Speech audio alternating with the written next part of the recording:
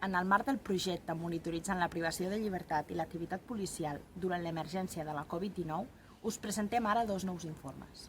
En aquests informes analitzem com ha estat la fase de desconfinament als diferents centres penitenciaris catalans i espanyols. Primer de tot, valorem molt positivament el fet de que les administracions hagin actuat de manera més proactiva que durant l'estat d'alarma.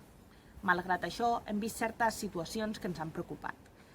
Per exemple, la falta de concreció i arbitrarietat en l'aplicació d'aquestes mesures en funció del centre penitenciari ha generat desconcert i desinformació en famílies i presos.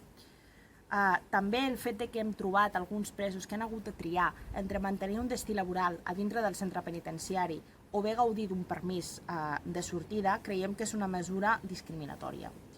Instem a les autoritats a que totes aquelles mesures de reducció de la població penitenciària que s'han pres durant l'estat d'alarma, tots aquells articles 86.4, es mantinguin en el temps, perquè l'emergència sanitària no ha acabat. També la inclusió de totes aquelles noves tecnologies perquè les comunicacions entre presos i famílies siguin més properes, creiem que s'han de mantenir perquè el model penitenciari del segle XXI és necessari que inclogui totes aquestes noves tecnologies.